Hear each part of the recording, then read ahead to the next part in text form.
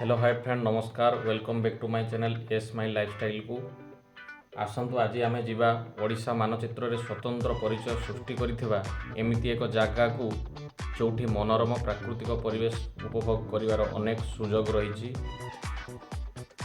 अनुगुल जिल्लार यही परिचित स्थानटी होउची सातकोशिया। सातकोशिया गंडर स्थल भागरे अछंती माँ बिनकेई शक्तिपीठ। यही शक्तिपीठटी अनुगुल सदर महकुमा ठारू 105 किमी दूर अच्छी और आठमल्लिक सदर महकुमा ठारू प्राय 17 किमी दूर अवस्थित। एबे आमे पहुँची जाइछु माँ बिनकेई शक्तिपीठ पाखरे जहाँ सबुबले पर्यटकों आकर्षणीय स्थान कारण एठू आरंभ होइछि महानदीर सातकोशिया गंड। आसंतु जिबा माँ बिनकेई को दर्शन करिबा एवं प्राकृतिक सौंदर्य को उपभोग करिबा।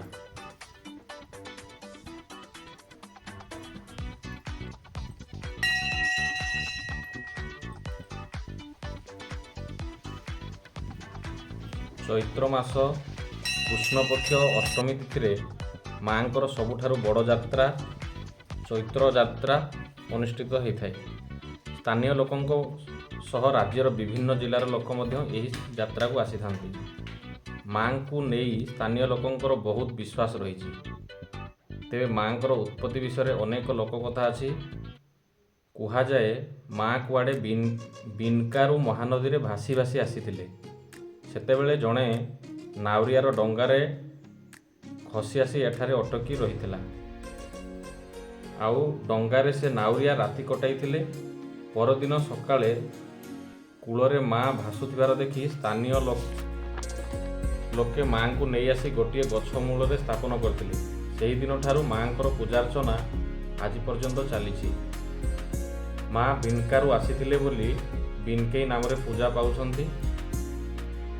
गंडर एपट पाखरे बिनकेई एवं आरपट पाखरे माँ कनकेई अछंती। चलंतु जिबा एवं प्राकृतिक सौंदर्य उपभोग करिबा।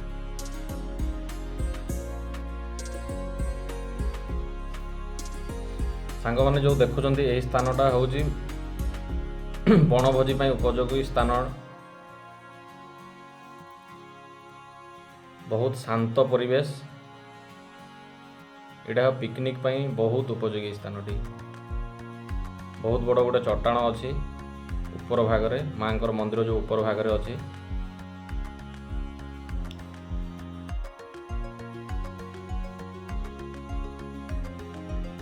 आपण मैंने एठी बसिकी आराम से भोजी करि परिबे।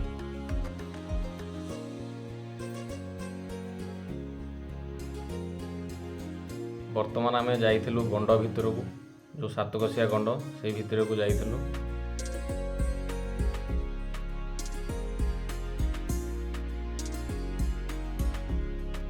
गोटे सीढ़ी पहाच अच्छी से पहाच दे आपण तळको जीवाक पड़िबो।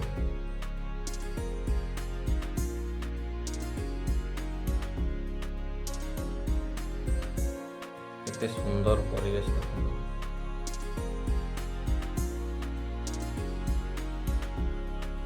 नदी अच्छी नदीर दुई पाखरे पहाड़।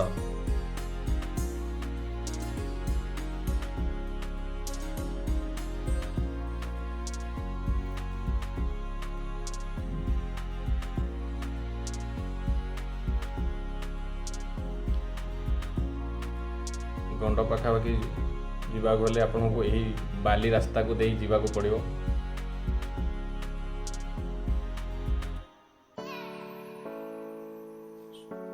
चारि पाखरे बाली ही बाली।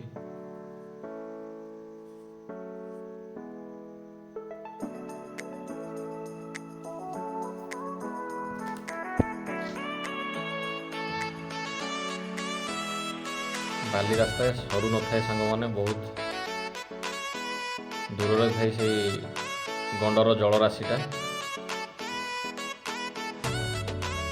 एबे मु पहुँची जाइथिली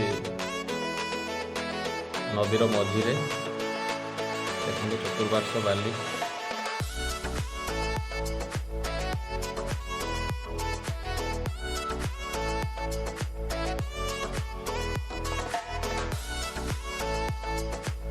बहुत शांति परिवेश।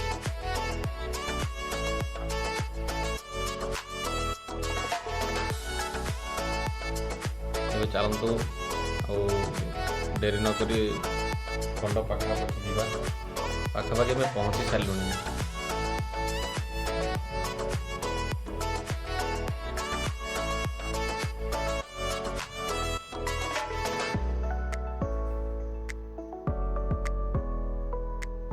ସାଙ୍ଗମାନେ ଭିଡ଼ିଓଟି ଶେଷ ପର୍ଯ୍ୟନ୍ତ ଦେଖନ୍ତୁ, ସ୍କିପ୍ କରନ୍ତୁ ନାହିଁ।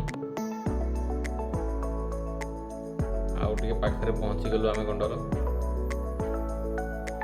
ଆପଣ ଯେତେ କ୍ଳାନ୍ତ ଅନୁଭବ କଲେ ମଧ୍ୟ ଏଭଳିଆ ସ୍ଥାନକୁ ଆସିଲେ ଆପଣ ସେଇ କ୍ଳାନ୍ତ ଆଉ ଅନୁଭବ କରିବେନି, କାରଣ ଏମିତି ସ୍ଥାନରେ ବହୁତ ଶାନ୍ତି ମିଳିଥାଏ। ଦେଖନ୍ତୁ କିଭଳିଆ ପରିଷ୍କାର ଜଳରାଶି, ଦୁଇ ପାଖରେ ପାହାଡ଼, ପାହାଡ଼ର ମଝିରେ ଯାଇଛି ଆମର ମହାନଦୀ, ଓଡ଼ିଶାର ଯେଉଁଟା ବଡ଼ ନଦୀ ମହାନଦୀ। ତା ସହିତ ଏଇ ନୌକା ବିହାର, ସାତକୋଶିଆ ଗଣ୍ଡରୁ ଟିକରପଡ଼ା ପର୍ଯ୍ୟନ୍ତ ଆପଣମାନେ ନୌକା ବିହାର କରିପାରିବେ। କେତେ ସୁନ୍ଦର ପରିବେଶ,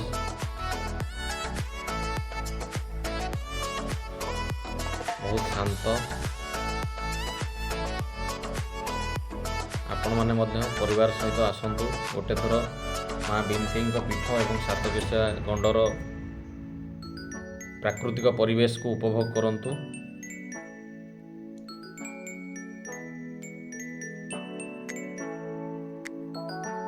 ଏବେ ମୁଁ ଯାଇଥିଲି ସେଇ ନୌକା ପାଖକୁ, କିନ୍ତୁ ସେ ସବୁଦିନ ଏଇଟା ଖୋଲା ନଥାଏ ସାଙ୍ଗମାନେ, ଏ ନୌକା ବିହାର ପାଇଁ। ଆମେ ଯେଉଁଦିନ ଯାଇଥିଲୁ ସେଦିନ ବନ୍ଦ ଥିଲା। ମୁଁ ଖାଲି ଡଙ୍ଗାରେ ବସିକି ହିଁ ଉପଭୋଗ କରିକି ପଳେଇ ଆସିଥିଲି।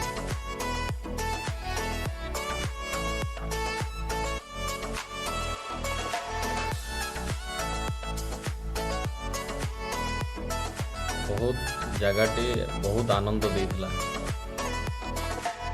ଦେଖନ୍ତୁ ଚତୁଃପାର୍ଶ୍ୱର ଦୃଶ୍ୟ,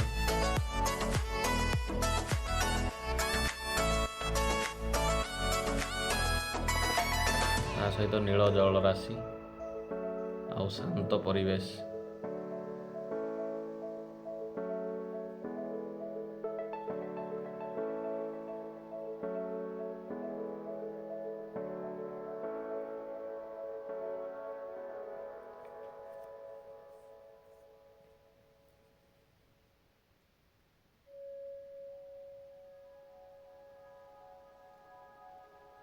ଆସିଲା ପରେ ଆପଣଙ୍କୁ ଯିବା ପାଇଁ ଇଚ୍ଛା ହେବନି, କିନ୍ତୁ କ'ଣ କରିବା, ସମୟର ଆମ ପାଖରେ ବହୁତ କମ୍ ଥାଏ ସାଙ୍ଗମାନେ। ସେଥିପାଇଁ ଆମେ ବାହାରିଥିଲୁ। ଗଣ୍ଡ ପାଖରେ ବୁଲାବୁଲି କରିସାରିଲା ପରେ ବହୁତ ଆନନ୍ଦ ଲାଗୁଥାଏ।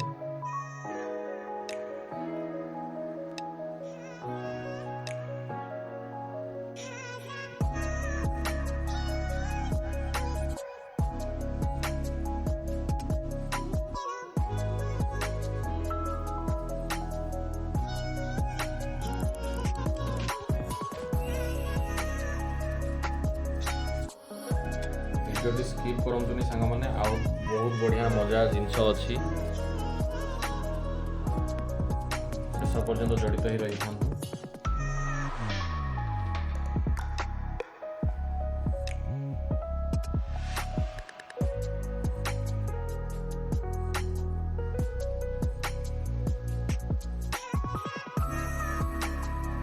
ବୁଲାବୁଲି ସାରିକି ଫେରି ଆସିଛୁ ସାଙ୍ଗମାନେ ଗଣ୍ଡ ଭିତରୁ।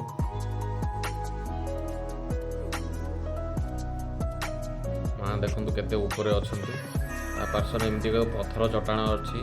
ଆପଣ ସନ୍ଧ୍ୟା ସମୟରେ ଆସିଲେ ସୂର୍ଯ୍ୟ ଉଦୟ ଏବଂ ସୂର୍ଯ୍ୟ ଅସ୍ତର ମଜା ନେଇପାରିବେ ଏଠି ବସିକି।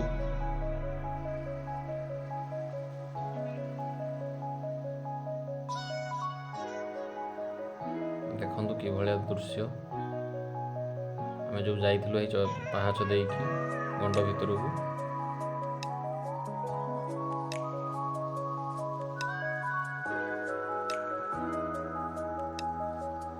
ଏ ଯେଉଁ ଯାତ୍ରା କହୁଥିଲି, ସେ ଯାତ୍ରା ଏଇ ଖରାଦିନେ ଏହି ନଦୀ ଭିତରେ ହେଇଥାଏ।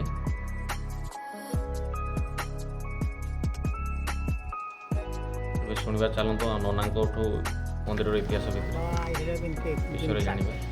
ଆସିକି ରହିଲେ ଏଇଠି ତଳେ ବୁଢ଼ାକୁ ସତ ନେଇକିରି ଜାଣିକିରି ଆମକୁ ଡାକିଲେ ବାପାମାନଙ୍କୁ ଜାଣିକିରି ପୁଅ ରହିଛି ପୁରୀ ଭଳିଆ ଆଉ ବାହାରୁ ଆଉଠି 10 ଗାନ ଆଉଠି ଆଉ ରୋଜ ଦଶହରା ହେଉଛି, ବାଲିଯାତ୍ରା ହେଉଛି, କେତେଟା ବଡ଼ ଯାତ୍ରା ହେଉଛି, ଦୀପାବଳି ଯେଉଁ ମୋ ହେବ ଯେଉଁ ଝୋଳସେର ସମୟ ଥିଲା ମା ଆଉ ଆଇକି ରହିଥିଲେ ତଳେ ବୁଢ଼ା ବି ସପ ନେଇକିରି ଜାଣିକି ଉପରକୁ ରହିଲେ ଆଉ ଟିକେ ଲୋକ ଦର୍ଶନାନକ ଆଇକିରି ଯାଉଛି ଆଉ ଦଶହରା ହେଉଛି ଯାତ୍ରା ହେଉଛି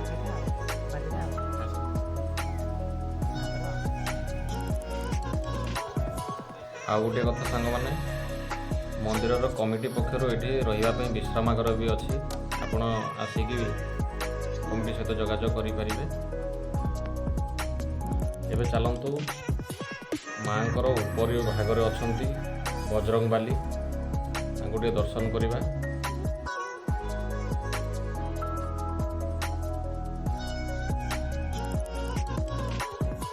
ଆମେ ଦର୍ଶନ କରିବା ପାଇଁ ଯାଇଥିଲୁ, କିନ୍ତୁ ବେଳା ସମୟ ଥିଲା, ସେଥିପାଇଁ ଟିକେ ବନ୍ଦ ଥିଲା ମନ୍ଦିର। ବାହାରୁ ଦର୍ଶନ କରିକି ବଜରଙ୍ଗବାଲିକୁ ଫେରିଥିଲୁ।